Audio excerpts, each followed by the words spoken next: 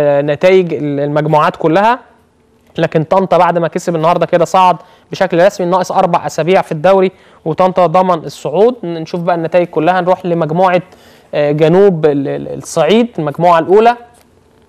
الألمونيوم بيقدر يفوز بقيادة الكابتن نبيل محمود على كيما أسوان في أسوان 1-0 في ملعب كيما. وطبعا الألمونيوم كل مرة بقول ما شاء الله حاجة محترمة جدا.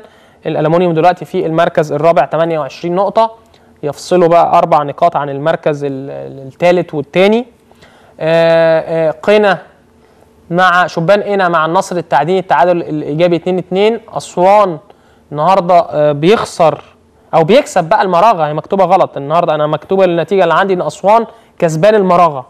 اسوان بيفوز على مراغه 1-0، اللي مكتوبه على الشاشه دي غلط يا جماعه. الوالديه والمدينه المنوره برضو الوالديه 1-0. وكل اللي على الشاشه ده غلط يا جماعه، كل اللي على الشاشه ده غلط. ان هو انتوا عاكسين. لا انا هقول بقى من الورقه اللي عندي، شيل بقى الحاجات اللي عندك دي عشان كل اللي انتوا يعني كاتبينه ده غلط. يعني حتى هنا عندي كيما أسوان هي اللي كسبانه الألمونيوم، كيما أسوان هي اللي فازت على الألمونيوم 1-0. قنا والنصر التعدين 2-2.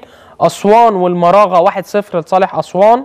الوالديه والمدينه المنوره 1-0 لصالح الوالديه. سوهاج بيفوز على سكر ابو قرقاص 5-2. جراند اوتيل والوادي الجديد 1-1. كده ترتيب المجموعة. أسوان في المركز الأول 35 نقطة، التعدين في المركز الثاني 33 نقطة، سوهاج في المركز الثالث 32 نقطة، الألمونيوم في المركز الرابع 28 نقطة، المدينة المنورة في المركز الخامس 25. ومعلش بتأسف اللي أنا قلت نتيجة كيما أسوان والألمونيوم لصالح الألمونيوم، هي لصالح كيما أسوان 1-0. وشفنا الترتيب مع بعض. نروح للمجموعة الثانية. المنيا بعد مباراة النهارده، وهنشوف بس ثانية واحدة نطلع النتائج. فين يا جماعة؟ فين المجموعة الثانية؟ الماتشات المجموعة الثانية فين؟ مش حاطين لي برضو المجموعة الثانية النتائج. طيب هقول معلش ما عنديش المجموعة الثانية، مش حاطين انتوا المقطوعة. طيب ماشي، لو تجيبهم لي على الشاشة كده تاني بعد إذنك المجموعة التانية. بس بقى مش عارف النتائج كده صح ولا مش صح. اهو بصوا انت حتى حاطين ابشواي 1-0، يبقى هنعكس بقى، يبقى ديروت وبني سويف 1-1. منفلوط وصمال، لا مش هقدر اقولهم النتائج مش مظبوطة.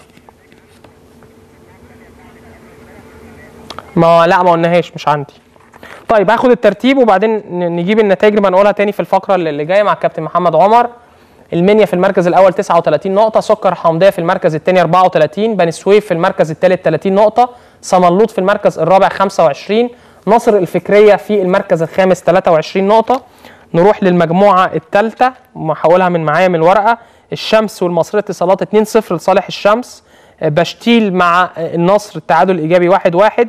السكه الحديد بيفوز فوز كبير على الترسانه 3-0. غزل شبين وبنها 2-2. الشرقيه الدخان والاميريه التعادل السلبي 0-0.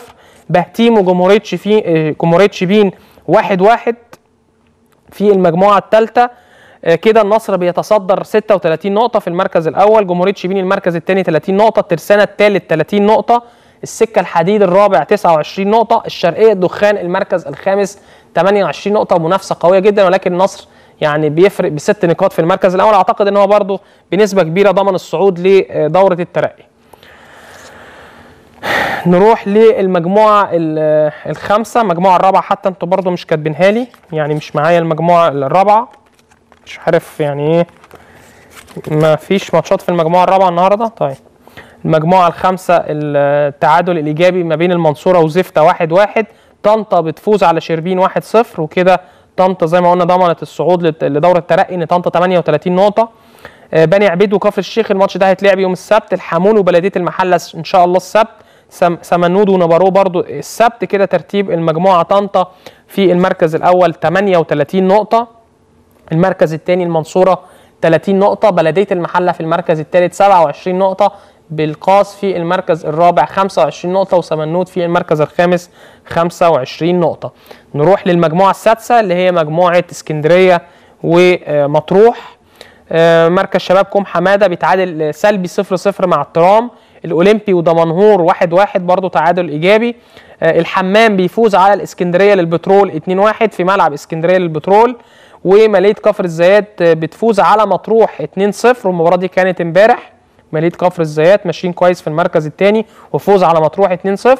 وابو قير للاسمده وتعادل ايجابي مع بياهل البحيره 1-1. كده ترتيب المجموعه السادسه. ابو قير في المركز الاول، الفريق اللي بيقوده الكابتن سماد ابو قير، كابتن احمد الكاس طبعا بيقود فريق سماد ابو قير في المركز الاول 34 نقطه، ووراه على طول ماليه كفر الزيات في المركز الثاني 33 نقطه. الرجاء في المركز الثالث 28 نقطه، دمنهور في المركز الرابع 25 نقطه، الاولمبي في المركز الخامس 24 نقطه. دي نتائج الممتاز بيه النهارده. هجيب لكم برضو نتائج المجموعه الثانيه، بس نطلع فاصل، وفي الفاصل ده هنستقبل الكابتن محمد عمر نجم نادي الاتحاد السكندري السابق، ونتكلم بقى معاه شويه عن تجربته في الوحدات الاردني. وطبعا عمل نتائج مميزه وكان متصدر الدوري قبل ما ينزل الى القاهره، ولكن خسر مباراه في الكاس قلبت الدنيا في كاس الاردن.